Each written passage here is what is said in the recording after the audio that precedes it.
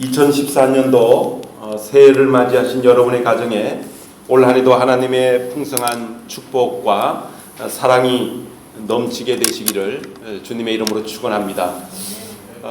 새해를 맞이하여서 우리가 어떠한 삶을 살아야 될 것인가, 또 어떤 계획과 어떤 뜻을 세우고 살아가야 될 것인가, 그 한 해를 보내면서 새해를 맞이하면서 많은 사람들이 뜻을 정하고 올해는 이렇게 살아보겠다라고 계획을 세우고 또 소원을 가지는 그런 것을 볼 수가 있습니다. 저도 가만히 지나간 한 해를 돌이켜보며 또 새해를 맞이하면서 어떤 뜻을 세우고 어떤 계획을 세울까 이렇게 생각을 해보고 또 우리 성도들에게 어떤 말씀을 드려야 될까라고 생각을 해보았습니다. 하나님의 말씀 골로새서에 보면 예수 그리스도를 바라보라.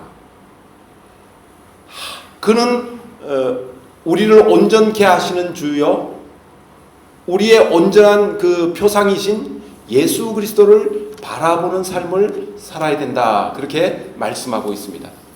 여러분, 올 한 해 예수 그리스도를 바라보고 예수 그리스도를 쫓아가는 저와 여러분이 되어지기를 주님의 이름으로 축원합니다. 신년 첫 주일을 맞이해서 우리가 성찬식을 거행합니다. 이 성찬식은 세례교인 이상은 모두 참여할 수 있죠.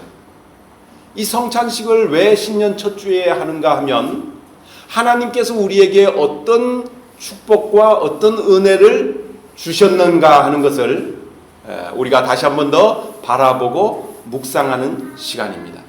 성찬식은 하나님께서 예수 그리스도의 몸을 찢으셔서 보혈을 흘리셔서 우리에게 가장 크고 놀라운 사랑을 이미 주셨다. 이미 주신 그 축복을 우리가 다시 한번 받는 것입니다. 그러니까 우리가 예수님을 바라보는 것은 성찬식에 참여하는 것이고, 성찬식에 참여함으로 말미암아 하나님께서 우리에게 이미 어떠한 은혜와 축복을 주셨는가 하는 것을 묵상하는 것입니다. 여러분, 한 해를 시작함에 있어서 예수님을 올 한 해는 바라보면서 쫓아가겠다라고 결심하고 그 예수님이 나에게 어떤 풍성한 은혜를 주셨는가 하는 것을 깨닫는 것이 굉장히 귀하고 복된 일입니다. 마태는 마태복음을 통하여서 우리에게 왕으로 오신 예수 그리스도를 보여주고 있습니다. 그래서 1장, 2장에서는 예수님의 탄생에 대해서 이야기를 하고 있고요.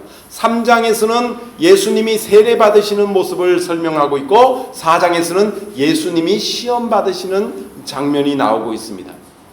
근데 3장과 4장을 보면서 우리에게 한 가지 의문이 듭니다. 그분이 왕이시고 그분이 하나님의 아들이시고 그분이 하나님이신데 인간의 몸을 입고 이 땅에 오신 분이라면 죄인들이 받는 세례를 왜 그분이 받으셔야만 했는가? 또 왜 인간들이 받는 시험을 받으시는가 하는 이런 의문을 가질 수가 있습니다. 여러분, 예수님이 세례 요한에게 요단강에서 물로 세례를 받은 것은 인간들과 같은 자리로 낮아지시고 죄인들과 동일시되어서 죄인들이 받는 세례를 받으신 것입니다. 왜냐하면 장차 죄인들의 모든 죄를 당신이 지시고 십자가 골고다 언덕을 향해서 나가야 되기 때문에, 그래서 죄인들이 받는 세례를 받으실 필요가 없지만 받으신 것입니다.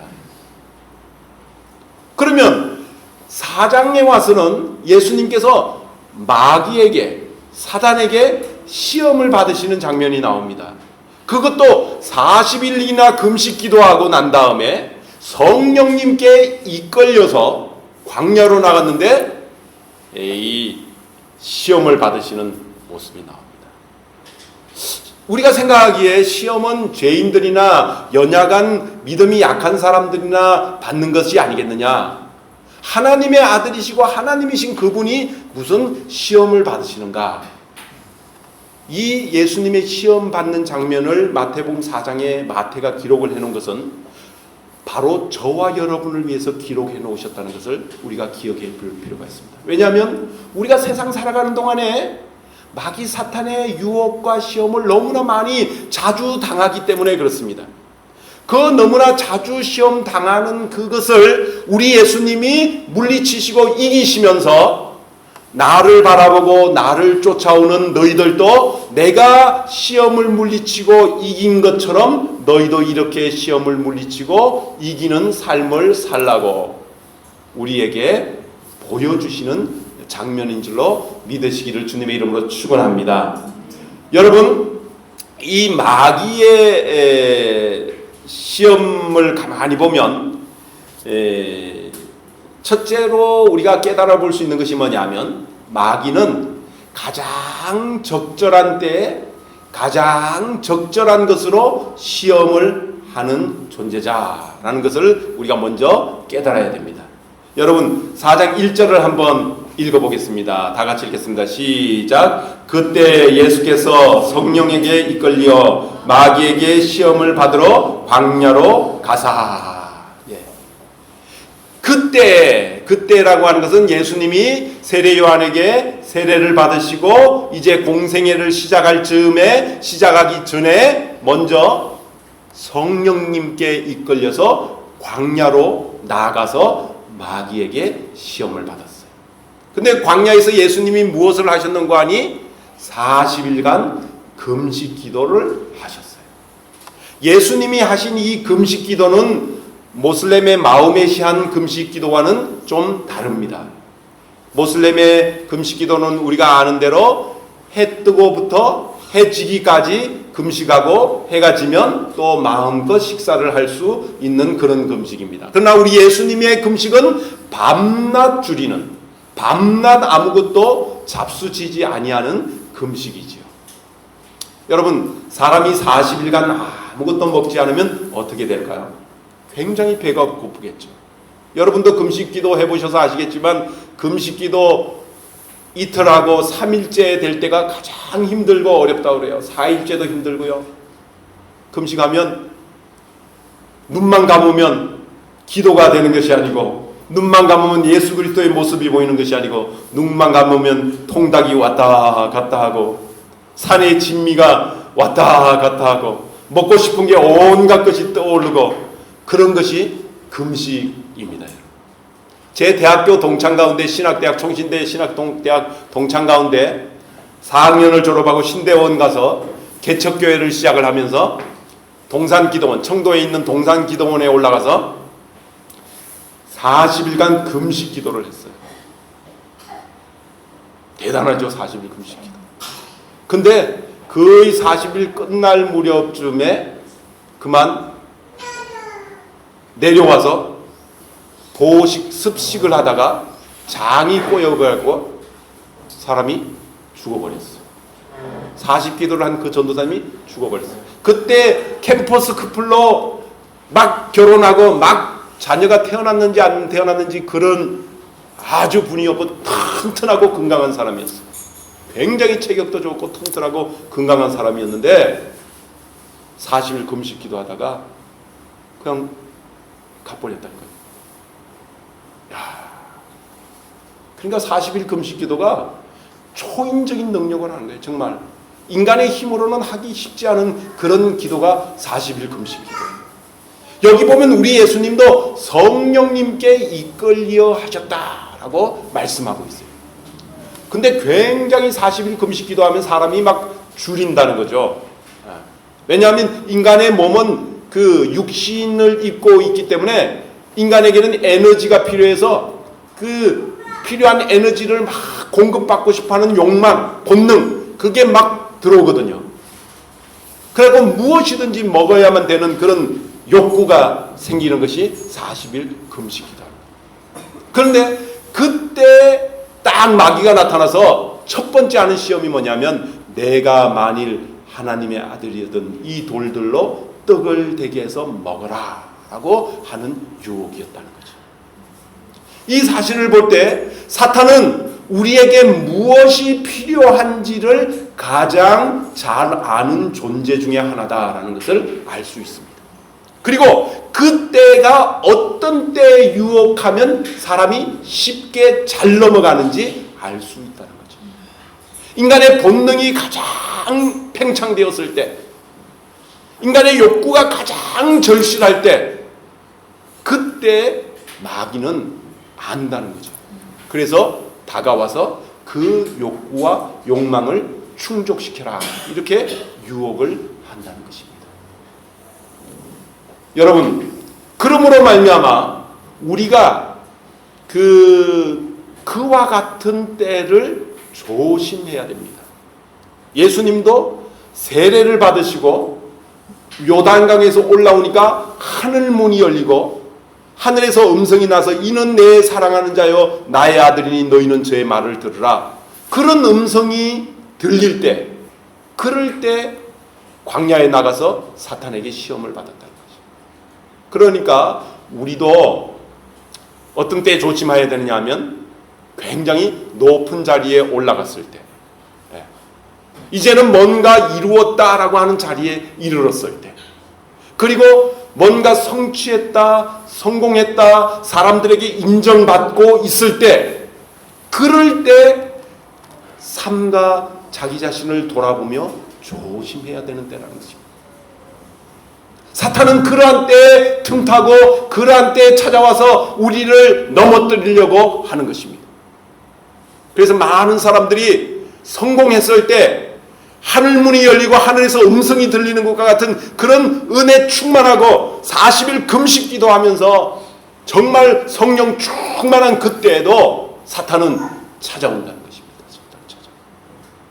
사탄은 우리가 절망했을 때, 낙심했을 때, 곤고할 때만 찾아오는 것이 아니라 우리가 은혜 받고 성령 충만하고 성공했다라고 생각할 때 그때도 찾아와서 우리를 시험을 한다는 것입니다. 그러므로 조심해야 됩니다. 그 다음에 우리가 생각을 해볼 것은 마귀에게 시험을 받았다라는 것입니다. 여기서 시험이라고 하는 것은 우리가 잘 아는 대로 시험은 두 가지가 있죠. 하나는 테스트라고 하는 시험이 있고 하나는 템프테이션이라고 하는 유혹이라고 하는 시험이 있습니다. 여러분, 테스트라고 하는 것은 그 말대로 시험을 치르는 것입니다. 저학년이 고등학년으로 올라갈 때 치르는 시험이 그 고등학년으로 올라갈 시험 자격이 되는가 안 되는가를 테스트해 보는 것입니다. 이것은 마치 하나님께서 아브라함에게 어느 날 나타나서 내 독자 이삭을 내게 잡아 바쳐라 라고 하는 것입니다. 이것은 유혹이 아닙니다.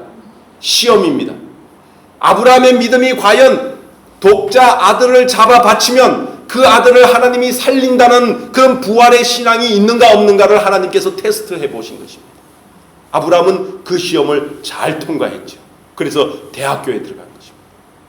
신앙의 대학교에 들어간 것입니다. 여러분, 하나님께서 우리에게 때때로 테스트를 할 때 믿음으로 그 테스트를 잘 이기면 우리의 신앙이 한 걸음 더 성장하고 고등학교에서 신앙의 대학으로 지나가게 되고 하나님이 주시는 또 다른 차원의 축복을 맛보게 될 줄로 믿습니다. 여러분, 우리에게 하나님께서 테스트할 때 그 테스트를 잘 통과하게 되시기를 주님의 이름으로 축원합니다. 그런데 템프테이션이라고 하는 것은 유혹입니다. 유혹. 이 마귀와 사탄이 잘하는 유혹이지요. 우리의 욕심, 우리의 욕망, 그런 것들을 자극을 합니다. 자극을 해갖고 그것을 만족시키도록 만들어 버립니다. 그러다가 욕심에 이끌려서 넘어져요.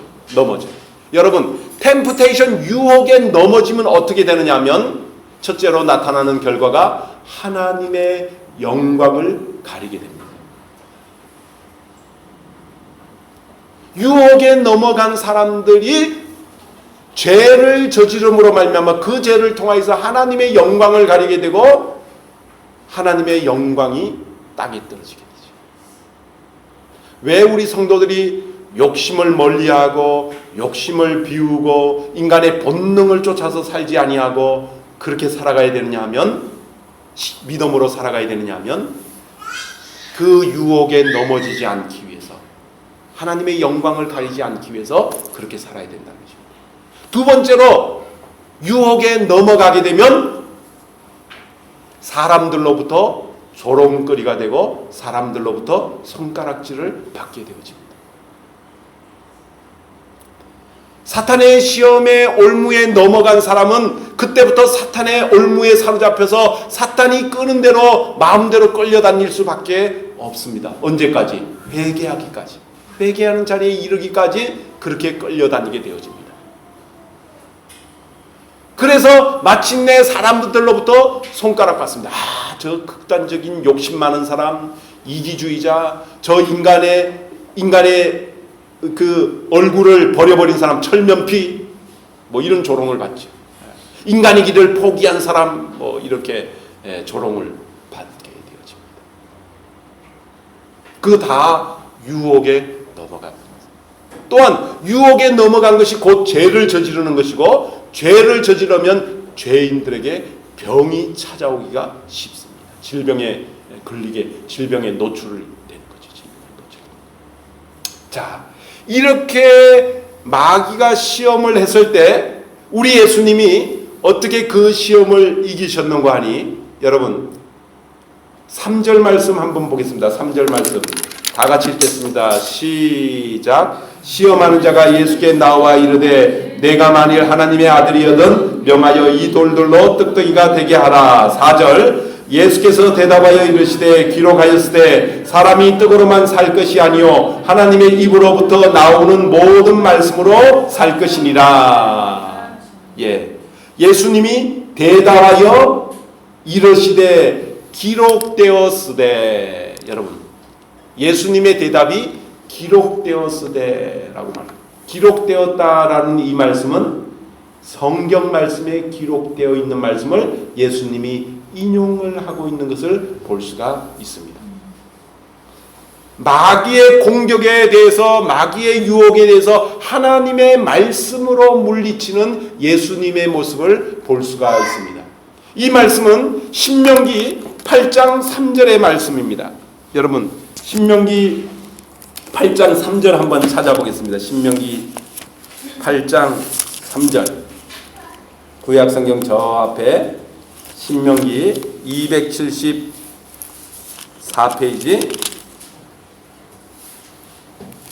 자, 다 같이 읽겠습니다. 시작. 너를 낮추시며 너를 줄이게 하시며 또 너도 알지 못하며 내 조상들도 알지 못하던 만나를 내게 먹이신 것은 사람이 떡으로만 사는 것이 아니요 여호와의 입에서 나오는 모든 말씀으로 사는 줄을 내게 알게 하려 함이니라. 예수님이 바로 이 신명기 8장 3절의 말씀을 인용하여서, 야, 너희의 조상들이 광야로 다닐 때 얼마나 굶주렸느냐, 먹을 것이 없어서 굶주리지 않았느냐, 그때 하나님께서 하늘에서 아침마다 만나를 먹여서 너희들이 그 만나를 거두어서 먹지 않았느냐. 그것은 하나님께서 왜 너희들에게 하늘로부터 만나를 주었느냐, 그것은 사람이 떡으로만 사는 것이 아니고 하나님께로부터 오는 참된 양식, 하나님의 말씀, 이 만나의 상징은 장차 오실 예수 그리스도, 말씀 되시는 예수 그리스도를 상징하는데, 그 말씀 되시는 예수 그리스도를 먹음으로 말미암아 너희들이 살아갔다라는 것을 기억하라. 여러분, 예수님의 첫 번째 시험을 당할 때 광야에서 그들의 조상이 만나를 거두어서 먹은 것을 통하여서 하늘로부터 내린 만나를 너희 조상들이 거두어 먹었다. 이것은 무엇을 상징하느냐? 사람은 떡으로만 사는 것이 아니고 하나님께로부터 오는 하나님의 말씀을 통하여서 사는 존재다라는 것을 깨닫게 해 주었다는 것입니다. 오늘날 우리도 예수님의 이 말씀을 깊이 묵상하고 여기에서 깨달음이 있어야 됩니다. 여러분, 사람은 두 가지의 존재로 지음을 받았습니다. 첫째로 흙으로 지음을 받았죠. 육체가 있죠. 바디가 있죠. 또한 하나님께서는 그 코에 생기를 불어넣으시니 생명이 되었다. 영적인 존재라는 거죠. 생기, 하나님께서 전기를 인간에게 영으로 불어넣으시니까 그 전기가 영파가 되어서 그것이 가동됨으로 말미암아 살아있는 존재, 영혼이라는 것이 들어오게 되었다라는 것입니다. 그래서 우리의 흙으로 지원받은 육체는 항상 밥을 먹어야 됩니다. 떡을 먹어야 됩니다. 육신적인 에너지가 공급되어야 됩니다.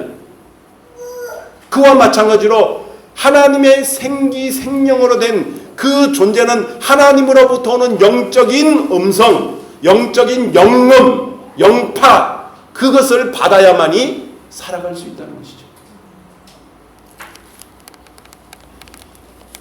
이상구 박사라는 미국의 유명한 건강 의사가 있죠. 이상구 박사님.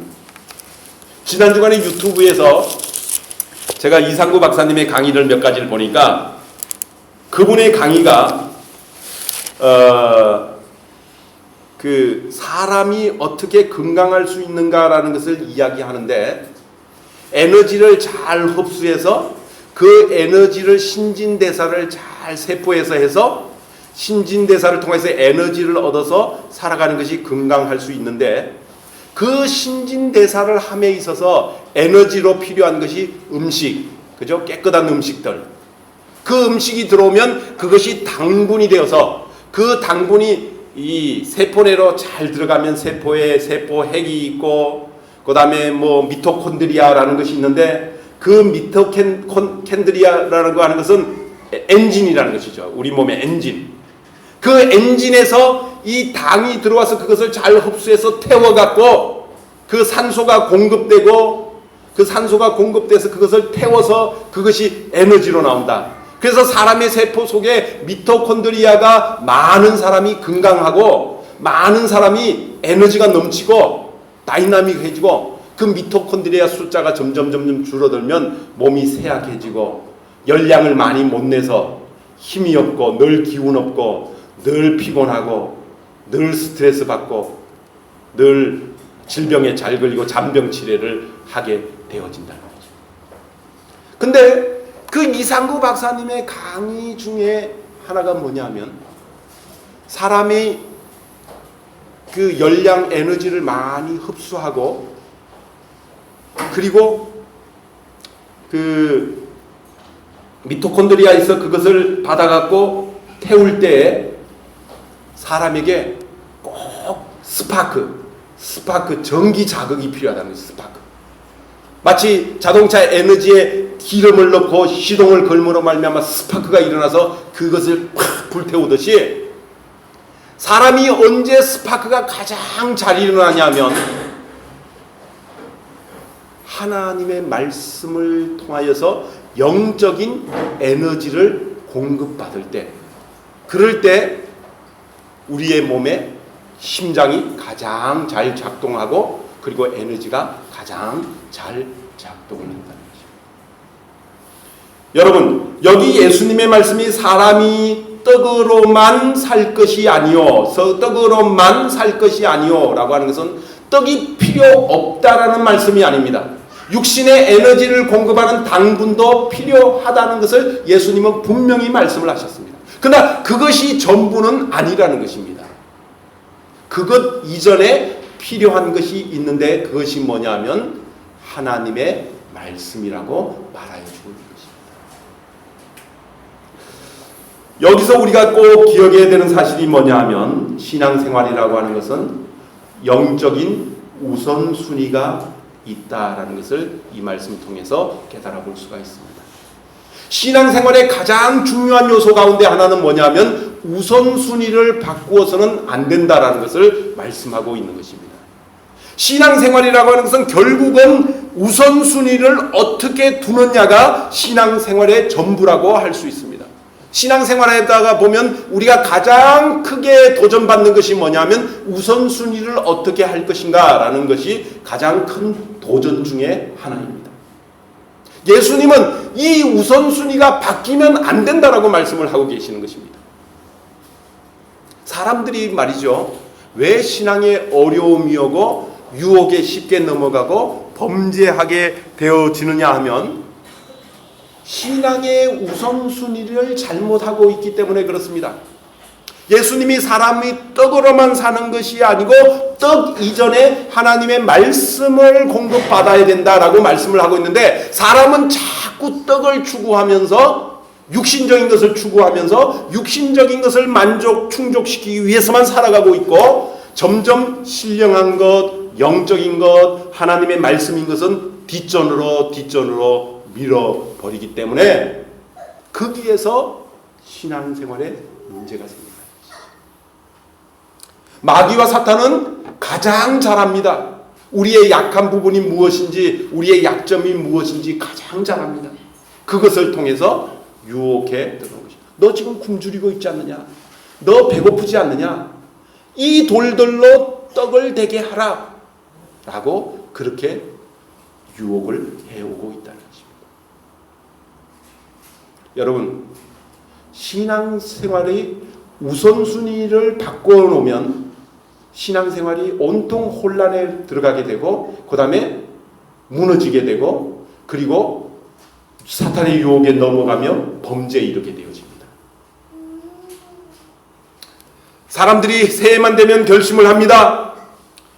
올해는 꼭 성수주일 해야지, 올해는 꼭 11조를 드려야지, 올해는 꼭 성경 일독을 해야지, 많은 결심을 합니다. 여러분, 작심삼일이라고 이야기하죠. 작심삼일. 3일간 갑니다. 작심삼일이 되더라도 그래도 결심 안 하는 사람보다는 결심하는 사람이 좋습니다. 그런데 그렇게 결심하고 그렇게 신앙생활을 지켜나가려고 할 때 사탄이 우리에게 속삭이는 것이 있습니다. 뭐라고 속삭이냐면, 오늘은 하지 말고 내일부터 해라. 그렇게. 내일부터 하라. 여러분, 내일 하게 되면 어떻게 될까요? 영원히 못하는 것입니다. 영원히 못하는 것입니다. 내가 이거 좋은 결심인데 내일부터 해야지. 오늘은 하지 말고 내일부터 해야지. 그러면 영원히 못하게 돼요. 사탄이 꼭 하는 것이 그런 것이라는 거예요. 내일부터 해라. 내일부터 해라. 오늘은 하지 마. 오늘은 네 형편이 이렇게 되지 않느냐. 여러분, 예수님이 뭐라고 말씀하십니까? 사람이 떡으로만 살 것이 아니요, 떡보다 먼저 영적인 하나님의 말씀의 은혜가 우선이 되어야 된다라고 말씀하고 있는 것입니다. 그래서 여러분이 올 한 해 일상생활 속에 살아갈 때 육신적인 이익을 취할 것이냐, 영적인 이익을 취할 것이냐, 이것이 기로에 놓여 있을 때 우선순위가 영적인 말씀을 듣고 영적인 은혜를 받는데 우선순위가 정해져야만이 신앙생활 잘할 수 있다라고 말씀하시는 것을 꼭 귀 기울여 들으시기를 주님의 이름으로 축원합니다. 여러분, 우리 예수님이 돌에게 명하면 떡이 될 수 있을까요? 없을까요? 될 수 있어요. 왜? 그분은 하나님의 아들이고 하나님이기 때문에. 근데 왜 안 하셨을까요? 왜 안 하셨을까요? 우리에게 교훈을 주기 위해서. 어떤 교훈을 주기 위해서?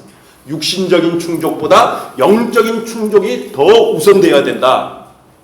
인간에게는 육신적인 배고픔에 음식을 먹는 것보다도 더 다급하고 더 시급하게 영적인 하나님의 말씀이 충족되는 것이 더 필요한 것이다 라는 것을 우리에게 깨닫게 하기 위해서 하나님의 아들이신 그분이 굶주림 가운데서도 마귀에게 유혹을 받으면서도 돌을 명하여 떡을 만들어 드시지 아니하셨다는 거죠. 그 다음에 또 한 가지 사탄이 주는 템프테이션, 유혹의 특징은 하나님의 말씀을 의심하게 만든다라는 거죠. 하나님의 말씀을 의심하게 만든다. 혹은 하나님의 자녀들을 의심 가운데 빠져들게 한다라는 거죠. 의심 가운데. 여기 보면 내가 만일 하나님의 아들이거든, 만일이라고 가정법을 쓰고 있습니다. 만일 하나님의 아들이거든. 여러분, 예수님이 하나님의 아들입니까? 아닙니까? 하나님의 아들이죠. 아들이죠. 누가 예수님을 하나님의 아들인 것을 부인할 수 있습니까? 좀 전에 세례 요한에게 세례를 받고 올라올 때 하늘 문이 열리고 성령이 비둘기같이 임하면서 하늘로부터 소리가 났는데, 내가 저를 사랑하는 나의 아들이다 라고 이렇게 하나님이 선포를 해주셨는데 분명히 하나님의 아들이죠. 그런데도 사탄은, 야, 네가 만일 하나님의 아들이다. 만일이라고 하는 것은 하나님의 아들일 수도 있고 하나님의 아들이 아닐 수도 있지 않느냐라고 하는 의심을 불러일으키죠. 사탄은 꼭 그의 유혹을 가지고 올 때 하나님의 말씀을 의심케 하는 그런 의심을 불어넣습니다. 예. 에덴 동산에서 선악과를 하와에게 유혹을 할 때도 뱀이 사탄에게 들어가서 하나님께서 정령 죽으리라고 하셨는데 먹으면 눈이 밝아지고 죽지 않아 하나님처럼 된다. 이렇게 의심을 불러일으켰다는 것이죠. 여러분, 하나님의 말씀을 의심케 하는 것은 사탄의 유혹이라는 것을 그 특징을 꼭 기억하시기를 바랍니다. 하나님이 말씀으로 무엇이라고 말씀하고 있어요? 창세기 1장 26절에 보니까 사람들을 창조하실 때 우리가 우리의 형상대로 우리의 형상을 따라서 사람을 만들자 하나님께서 만드셔서요. 그래서 우리는 하나님의 형상을 가진 하나님과 같은 거룩한 영적인 존재로 하나님이 우리를 지으셨어요. 하나님이 그래서 창세기 1장 26절에서 우리에게 말씀을 하는 거예요. 저는 며칠 전에 큐티를 하다가 이 말씀을 통해서 얼마나 은혜를 받았는지 몰라요. 야, 하나님이 우리의 모양대로 우리의 형상을 따라 우리와 같은 존재로 사람을 만들자 그러면서 박경환 목사를 그렇게 하나님의 형상으로 만들어 주었다는 것입니다. 근데 마귀와 사탄은 이 세상의 학문으로, 이 세상의 과학으로, 이 세상의 뭡니까? 다윈의 진화론으로 야, 사람은 짐승이야, 사람은 동물이야, 자꾸 그렇게 의심을, 하나님의 말씀에 의심을 자꾸 불어넣는 것입니다. 여러분, 사람이 그렇게 사탄의 그 유혹에 자꾸 그 귀를 기울이면요, 결국은 사람은 동물로 전락하는 겁니다. 동물로 전락해요.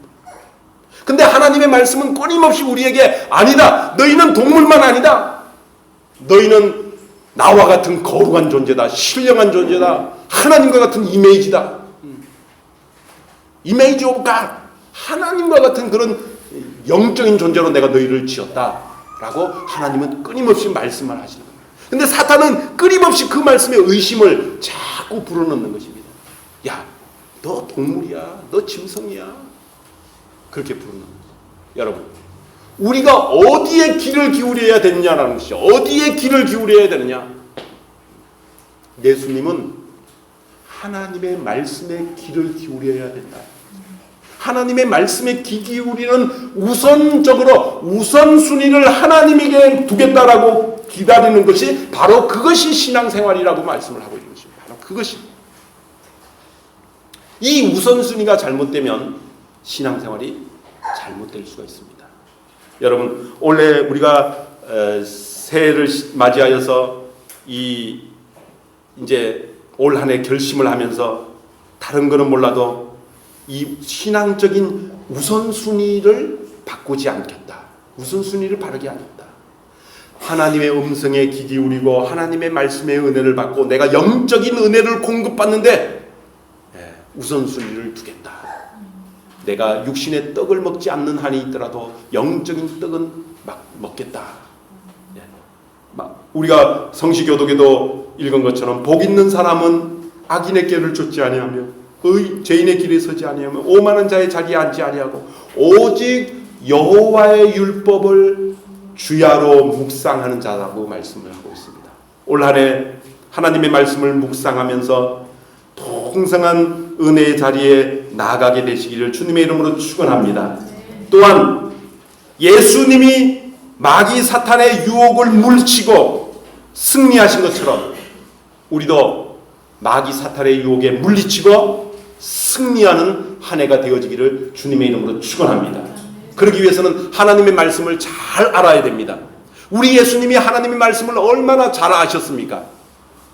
나중에 그 다음 절에 보면 말이죠, 시간이 없어서 제가 길게 하진 않겠지만 그 다음 절에 보면 마귀와 사탄도 말씀을 들어서 이 공격을 합니다. 시편 91편 12절 말씀을 통해서 야, 내가 높은 곳에서 뛰어내리면 하나님의 천사가 너를 받들어서 내 발이 상하지 않을 것이다. 시편 91편 12절 말씀을 인용을 합니다. 원수 마귀 사탄도 우리 성도들을 공격할 때 하나님의 말씀을 인용해서 공격을 합니다. 그래서 2단이 생기고 3단이 생기고 그러는 것입니다. 말씀을 통해서 공격을 해요. 그럴 때도 하나님의 아들이신 예수님은 정확한 말씀으로 공격을 합니다. 주 너의 하나님을 시험치 말라. 오직 여호와 하나님만을 경배하라. 이렇게 말씀은 기록되어 있다. 이렇게 합니다. 결국은 어떤 싸움입니까? 영적인 싸움이라고 하는 것은 말씀의 싸움이라는 것을 우리가 이 말씀을 통해서 볼 수가 있습니다. 우리가 영적인 세계에서 승리할 수 있는 것은 말씀을 아는 만큼, 말씀을 묵상한 만큼, 말씀을 암송하는 만큼 우리가 승리하는 자리에 나갈 수 있다는 것을 기억하시고, 올 한 해 이 하나님의 말씀의 은혜를 풍성히 받아서 우선순위를 바르게 하고, 그래서 승리하는 자리에 서서 승리자에게 주시는 하나님의 그 풍성하고 놀라운 축복, 그 은혜, 그 세계를 맛보고 경험하는 우리 열방교회 성도들이 다 되시기를 주님의 이름으로 축원합니다. 기도드리겠습니다.